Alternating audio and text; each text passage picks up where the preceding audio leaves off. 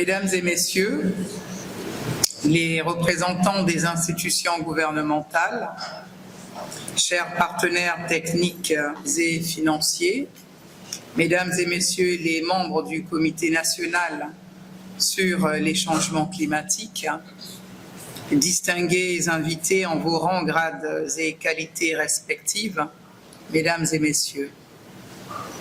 C'est avec un grand plaisir que je viens ouvrir les travaux préparatoires au lancement du processus d'élaboration de la CDN 3.0 du Congo. Comme vous le savez, l'accord de Paris, en son article 4, paragraphe 9, invite tous les pays signataires à prendre des engagements au travers d'un document stratégique que l'on appelle la contribution déterminée au niveau national, CDN en sigle. Conformément à cette disposition, le Congo a soumis 2 CDN depuis l'adoption de l'accord de Paris en 2015. La dernière en date a été soumise en 2021. Je rappelle en outre que l'accord de Paris prévoit une mise à jour périodique de ce document d'engagement tant que le bilan mondial sur l'évolution du climat, réalisé tous les 5 ans, n'est pas satisfaisant pour inverser la tendance au réchauffement global. Ainsi, les conclusions du bilan mondial présentées à la COP28 de Dubaï ont invité les pays à plus de responsabilité et d'ambition pour contenir le réchauffement climatique et éviter une situation irréversible pour la planète et l'homme. Aussi, conformément aux résolutions de la COP28, notre pays s'engage à soumettre sa CDN 3.0 avant le mois d'octobre 2025. Il est important de souligner que ce processus de révision périodique constitue une opportunité pour notre pays, car cet exercice permet d'adapter notre action climatique à l'évolution de nos objectifs de développement et de tirer le meilleur profit des mécanismes financiers devant accompagner notre transition écologique et notre résilience socio-économique.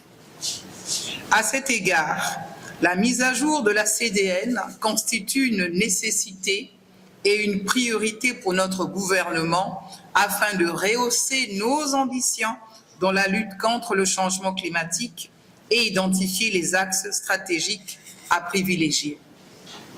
Les travaux que nous lançons aujourd'hui permettront donc d'affiner et de mieux cibler nos engagements en termes de réduction des émissions de gaz à effet de serre, ainsi que les mesures d'adaptation, l'évaluation du coût de l'action, ainsi que l'identification de sources de financement associées.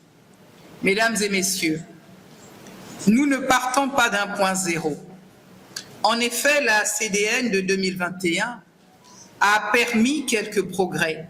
Il s'agit notamment de la mise en œuvre des programmes de gestion durable des forêts, dont l'initiative emblématique des écosystèmes des tourbières, reconnue mondialement, l'intégration progressive des énergies renouvelables avec des projets solaires et hydroélectriques visant à réduire notre dépendance aux énergies fossiles, l'intégration de la dimension adaptation dans les stratégies sectorielles, notamment dans l'agriculture et la protection des communautés côtières, la préparation et la mise en œuvre du PUDT, mais nous pouvons encore aller plus loin si nous arrivons à mieux caractériser nos défis climatiques ainsi que nos besoins à cibler notre action.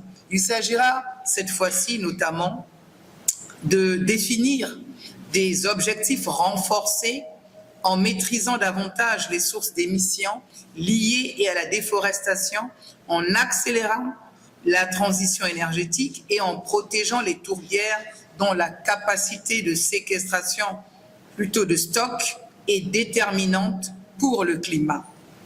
D'intégrer la justice sociale et la transition juste en assurant l'implication des populations autochtones et vulnérables aux décisions, de mobiliser des financements innovants en collaborant avec des partenaires comme l'initiative CAFI, le Fonds vert pour le climat et le secteur privé, les ONG, la société civile, pour traduire en action nos décisions et que les projets soient concrétisés.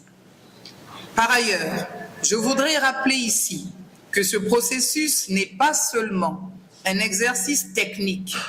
Il met en place également un espace de dialogue constructif. C'est d'ailleurs la mission première du Comité national sur les changements climatiques. Aussi, j'exhorte chacun d'entre vous à partager ses idées dans un esprit de co-construction. La réussite de notre CDN 3.0 et son opérabilité dépendront de votre capacité à décloisonner les idées et à fusionner les savoir-faire intersectoriels. L'expertise nationale et internationale. Il s'agira également de concilier ambition et réalisme. L'objectif étant que ce processus soit générateur d'une CDN transformatrice et structurante pour un Congo résilient, prospère et neutre en carbone.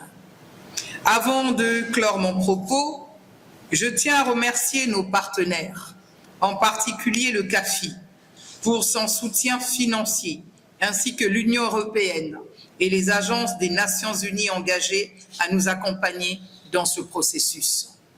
Avec mes encouragements, je déclare officiellement ouvert l'atelier technique de lancement du processus de révision de la CDN en République du Congo.